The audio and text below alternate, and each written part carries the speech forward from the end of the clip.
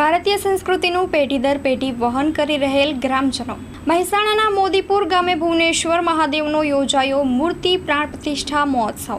ભોજન ભજન અને ભક્તિનો રચાયો ત્રિવેણી સંગમ.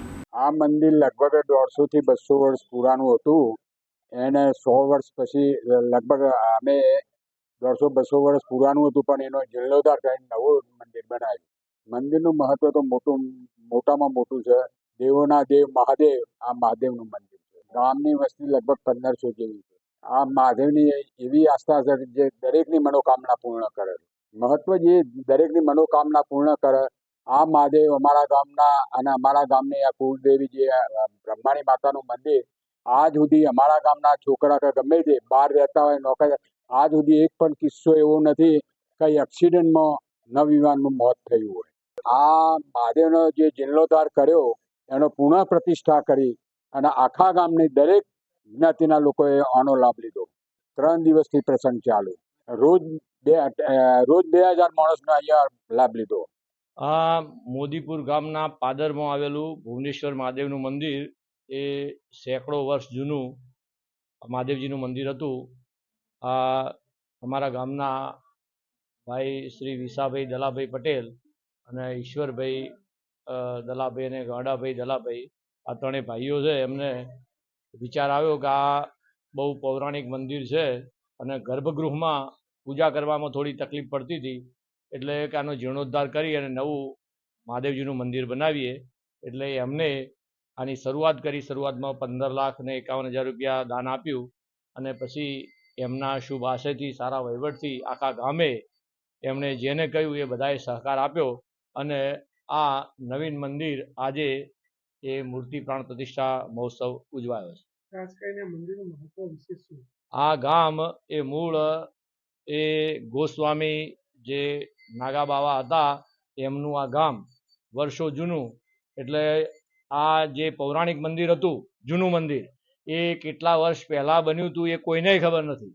એટલે અહીંયા મોદીપુર ગામના જે પણ ભાઈ બહેન યુવાન બહાર ધંધા રોજગાર માટે જે પણ ગયા એ તમામ સુખી થયા. અને અહીંયા મોદીપુર ગામના કોઈ પણ વ્યક્તિ બહાર ધંધા રોજગાર માટે ગયા એમને કોઈ પણ જાતની તકલીફ પડી નથી. ગામમાં જે લોકો છે એ બધા સુખી છે. અને ભાઈ ઈશ્વરભાઈ ને વિહાભાઈ ને એમના પરિવારના ખૂબ જ અથાગ પરિશ્રમથી આખા એ ગામના એ સાદી ભાષામાં કહીએ તો 18 વર્ણની પબ્લિકે અહીંયા 3 દિવસ સુધી આ ઉત્સવ મનાવ્યો, પ્રસાદી લીધી અને આજે એ મહાદેવજી એમના સ્થાને બિરાજિત થઈ ગયા. મોદીપુર ગામમાં 3 દિવસ માટેનો ભુવનેશ્વર મહાદેવનું પ્રાણ પ્રતિષ્ઠા મહોત્સવની આયોજન કરવામાં આવ્યું હતું. તેમાં રાસ ગરબા સહિત તમામ ગામ લોકોને ભોજનની પણ સુવિધા કરવામાં આવી હતી અને ગામ લોકોએ આ મંદિરમાં આવી દર્શન કરી ખૂબ જ આનંદનો લાગણી અનુભવી હતી. ખૂબ જ આનંદ મળ્યો. અહીંયાથી હર માતાનું મંદિર છે, અન્નપૂર્ણા માતાનું મંદિર છે, મોટું મંદિર છે. દૂર દૂરથી દર્શનાર્થીઓ અહીંયા દર્શન માટે પણ આવતા હોય છે. 3 દિવસમાં રાસ ગરબાનું 2 ટાઈમ ભોજનનું આયોજન હતું, ડાયરાનું આયોજન હતું, એવું આયોજન કરવામાં આવ્યું હતું. હા, ગામની દરેક દીકરીઓને બોલાવવામાં, એમને ભેટ પણ આપવામાં આવી હતી. મારું નામ પ્રેમિલાબેન પટેલ છે. હું આ ગામની પુત્રવધુ છું.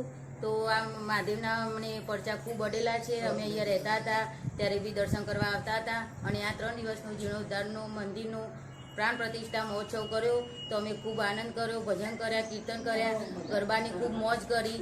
દરેક કોમની જ્ઞાતિઓની બધી દીકરીઓ પણ આવી હતી.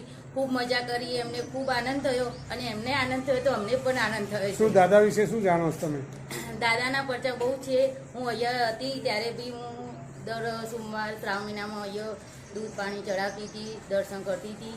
એમના પ્રતાપથી મને પણ ખૂબ લાભ થયો છે અને અમારા ગામના દરેક જ્ઞાતિના લોકોને ખૂબ આનંદ જ છે. ઘર જેવું જમવા પધારો. ભુજમાં સૌથી સસ્તું અને સારું ઘર જેવું જમવા એક વખત પધારી ખાતરી કરો.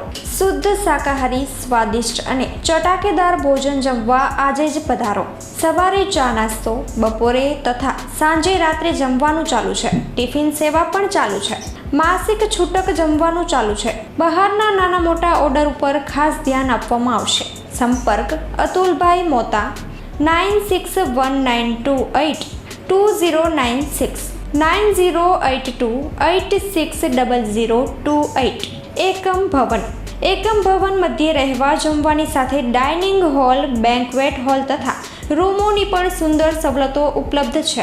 હોટલ ઇલાર્ક પાછળ, સ્ટેશન રોડ, ભુજ, કચ્છ.